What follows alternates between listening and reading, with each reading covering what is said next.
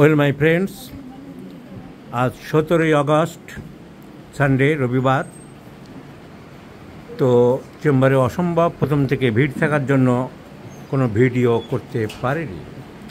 অনেক junior homeopathic চিকিৎসকরা আমার ভিডিওগুলি দেখার জন্যে উন্মুখ হয়ে থাকে, কিন্তু সময় অভাবে এবং কোনো কেসে বিশেষ কিছু বলার না থাকলে আমি আননেসেসারি ভিডিও করতে চাই না।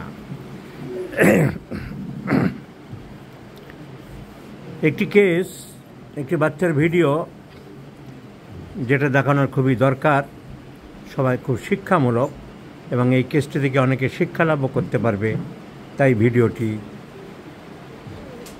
করতে চাইছি, দেখাতে চাইছি। এই বাচ্চা ছেলেটির বয়স 11 বছর। 11 বছর বাচ্চাটাকে আনা হয়েছে তেহট্ট, নদিয়া জেলার তেহট্ট থেকে।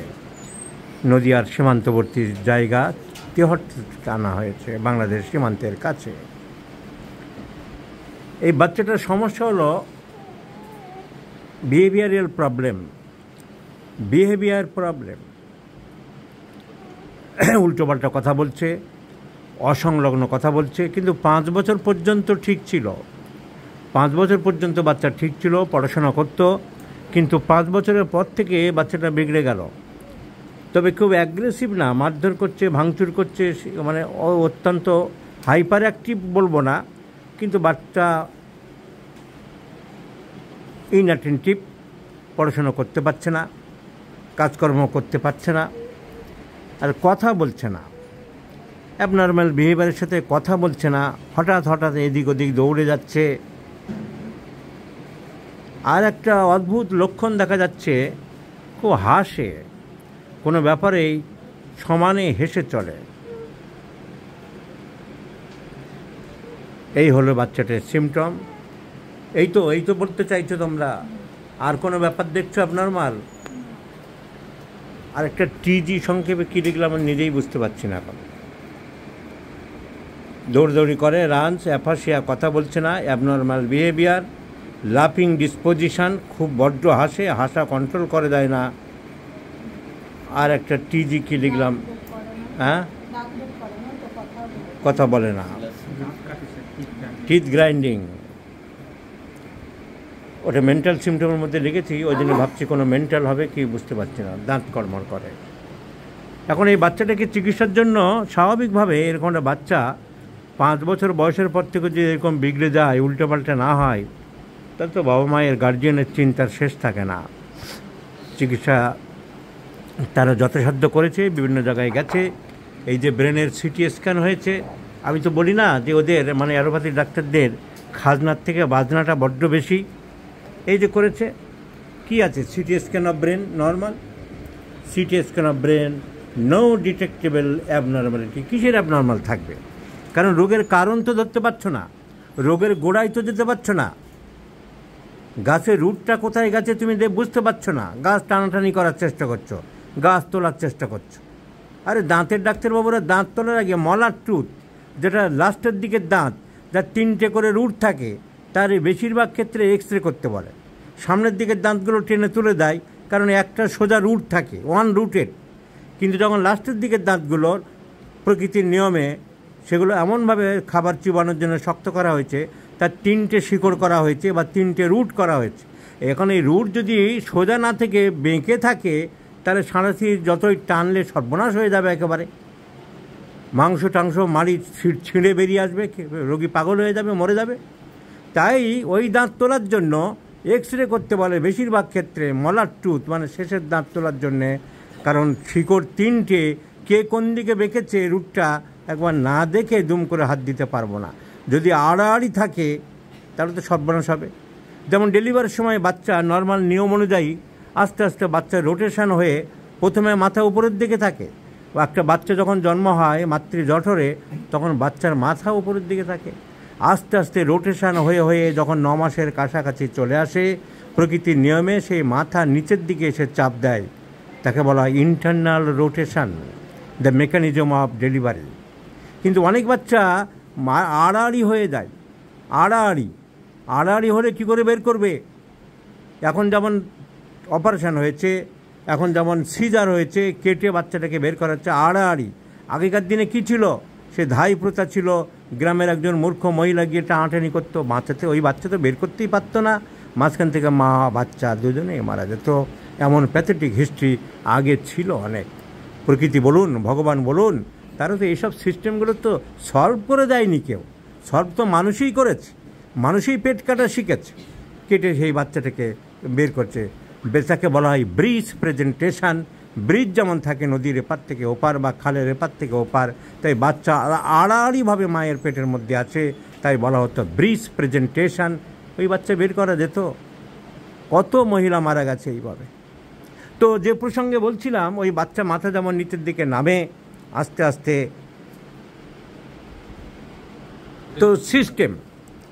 তো সিস্টেম যে রুট, রোগের কারণ ওই দাঁতের যেমন দেখা হচ্ছে, ডেলিভারির সময় প্রেজেন্টেশন দেখা হচ্ছে, তেমনি রোগের কারণ না দেখলে তুমি খালি খাজনার থেকে বাজনা বাজালে, এই যে বাজনা বাজিয়ে দিলে, গরিব মানুষ সাধারণ মানুষের টাকা নষ্ট করে দিলে কী লাভ হলো? রোগের কারণ তো জানো না, বোঝার ক্ষমতা নেই। কি কারণ জানলাম, এই বাচ্চার যখন 5 বছর বয়স ছিল, বাচ্চার ঠাকুরমা মারা যায়। বাচ্চার সাথে ছোটোবেলায় আত্মিক সম্পর্ক গড়ে ওঠে, হয় মায়ের নয় বাবার, নতুবা নিয়ার রিলেটিভ কারোর, যার কোলে যায়, যার সাথে গল্প করে, যার সাথে খুব একটা ভালো হার্দিক সম্পর্ক গড়ে ওঠে বাচ্চার। এই বাচ্চার গড়ে উঠেছিল তার ঠাকুরমার সাথে। ঠাকুরমা হঠাৎ মারা যায়, 5 বছর তখন বাচ্চার বয়স ছিল। এই বাচ্চার মনে আঘাত লাগে। আমরা হিস্ট্রি নিয়ে জানলাম, তারপর থেকেই বাচ্চাটার এই সব সিমটম ডেভেলপ করেছে। পড়াশোনা করে না, খায় না, উল্টোপাল্টা বকে, উল্টোপাল্টা কথাবার্তা বলে। তার cause the grief after, the mortification after. তারপর থেকে হচ্ছে এখন এই গ্রিফ বা মর্টিফিকেশনে অনেক ওষুধ আছে, কিন্তু সেই সব তোমরা না বুঝে এই যে করেছে, এই যে ডক্টর অনির্বাণ গাজী এই যে চিকিৎসা করেছে, সব সাইকিয়াট্রিস্ট নিমান্সে নিয়ে গেছে, ব্যাঙ্গালোরে গেছে। এই যে দেবাশিস দাশগুপ্ত, চিকিৎসা তো অনেক হয়েছে। এই যে গভর্নমেন্ট অফ ওয়েস্ট বেঙ্গলের হেলথ ডিপার্টমেন্ট, সাইকিয়াট্রি ডিপার্টমেন্টে দেখানো হয়েছে, অনেক কাণ্ড হয়েছে। এই all India institute of medical science কল্যাণীতে দেখানো হয়েছে, কিন্তু কিছুই তো হলো না। বাচ্চাটার এখনও অ্যালোপ্যাথিক ডাক্তারবাবুরা আপনারা অনেক অসহায়। তার কারণ মানুষের মনে আপনারা ঢুকতে পারেননি। কারণ বহু রোগ ফিজিক্যালি পরে, আগে মনের থেকে আসে, মন থেকে উদয় হয়। এই রক্ত মাংসে গড়া মানুষের শরীরের ভিতরে মন বলে যে একটা জিনিস আছে, সে অরুণ রথের তরুণ সারথি হয়ে দাঁড়িয়ে থাকে, সেই চিন্তা আপনারা করতে পারেননি। এই বাচ্চাকে আমি সুস্থ করে দেবো, দেখিয়ে দেবো যে আপনারা যে 5-6 বছর ধরে বান্ডিলের পর বান্ডিল কাগজেরা জমিয়েছে, এবং বহু ডাক্তারবাবুরা দেখেছেন, আপনারা কিচ্ছু করতে পারেননি। যদি করতে পারতেন তাহলে রোগী এই অবস্থায় দৌড়ে আমার কাছে নিঃসন্দেহে আসতো না। কিন্তু আমি দেখিয়ে দেবো হোমিওপ্যাথিক মেডিসিনে এই বাচ্চাকে সম্পূর্ণ সুস্থ করতে পেরেছি। তার কারণ আমি রোগের কারণ জানতে পেরেছি। কারণ মর্টিফিকেশান, কারণ গ্রিফ। তার ঠাকুরমা মারা যাওয়ার পর থেকে তার এই কষ্ট হয়েছে। এখন হোমিওপ্যাথিক চিকিৎসক বন্ধু যারা কেস দেখছেন, তাদেরকে জানাবো, এই বাচ্চার সিলেকশন হয়েছে হায়োসায়ামাস ওষুধ। হায়োসায়ামাস কেন বলবে, স্যার তো গ্রিফ বা মর্টিফিকেশন তো অনেক ওষুধ আছে, তাহলে হায়োসায়ামাস কেন? তার কারণ এই বাচ্চারা মাটারিং, এখন ঘুমিয়ে পড়লো, তাই দেখাতে পারলাম না। একটু আগের ভিডিওতে দেখাতে পারতাম, সমানে গো গো করছে, এটা বলছে ওটা বলছে। মাটারিং যাকে বলা হয়, মানে গঙানি ভাব একটা চলছে। তাহলে আমরা সিমটম কী কী কালেকশন করলাম? মাটারিং, উল্টো পাল্টা বলে, একটা কিছু জিজ্ঞাসা করলে অন্য উত্তর দিচ্ছে, কোনো মাথা নেই, মুন্ডু নেই। তো এখানে আছে মাটারিং।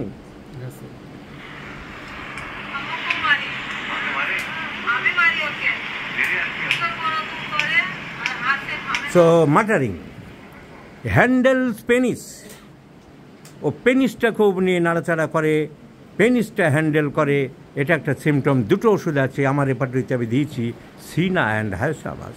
Handles penis, muttering. Irrelevant talks, এটা ওটা বলে নানান রকম, যেসব কোনো মাথা নেই মুন্ডু নেই, একবার এই কথা বলছে, একবার ওই কথা বলছে। এই বাচ্চা এদিকে এসো, শোনো, এদিকে এসো, এদিকে, নাম বলো, বাড়ি কোথায়, তুমি ছেলে না মেয়ে, ভালো ছেলে না খারাপ ছেলে? এদিকে শোনো, তুমি মাকে মারো, মাকে মারো, কেন মারো? তো ইরিলিভেন্ট টক্স। সো এইসব পয়েন্টগুলো আমি আমার মেন্টাল রেপার্টরি দেখাচ্ছি যে কীভাবে আমি বইটাকে সাজিয়েছি আর এই বাচ্চার সব হাই সমাজ কভার করছে কিনা। আমি আর লাফিং ডিসপোজিশন এটা একটা মেন সিমটম, সব ব্যাপারে হাসছে। সো লাভস আর লাফিং ডিসপোজিশন, সি হাই সমাজ is one of the most important remedies.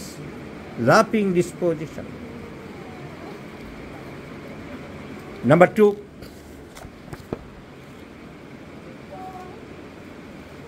মাটারিং। আপন মনে বকবক বিড়বিড় করে কথা বলা, তাকে আমরা মাটারিং বলি। সেই মাটারিং হাই সমাজ ইজ অলসো এই ইম্পর্টেন্ট মেডিসিন। আমি আমার রেপার্টরি কালেকশন দেখাচ্ছি। Pen is handle tendency, Cina and high সমাজ। সো 3টে main important mental symptoms and the causation, mortification or grief after high somas is the remedy. This is Borix Mathematica, my friends. See high somas, mental, muttering and inclined to laugh. হাসির একটা প্রবণতা বা tendency. inclined to laugh at everything, সব কিছুতে হাসে বলেছ, এটা একটা বিরাট সমস্যা। So inclined to laugh at everything. See Arensky not incoherent speech, কোনো মাথা মুন্ডু নেই, এইরকম কথাবার্তা বলতে চাই। Inclination to love at everything, সব কিছুতেই হাসির একটা প্রবণতা। সো হাই সমাজ is the choice of remedy and I do believe by prescribing hyoscyamus this child will totally cure. Let's see the result. I shall share you my friends this video. এই বাচ্চা নাম বলো, কাঁদছো কেন? কাঁদছো কেন? কি খাবে না? ইরিলিভেন্ট টক্স, যে কথার মধ্যে কোনো মাথা মুন্ডু নেই, যখন যা খুশি আসছে তাই। So irrelevant talks, grip or mortification elements after, লাফিং disposition, handles penis, muttering, all the symptoms go in favor of high somas. So high somas is the choice of medicine, my friends. I do like to prescribe high somas 30 few doses. As I have no 50 millisieverts scale of potency high somas, I do like to prescribe 30. 6 doses.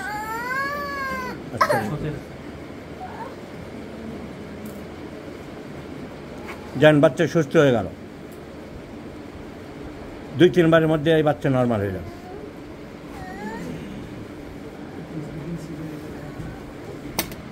So please remember this video, my friends, and stay with me, stay with my YouTube channels.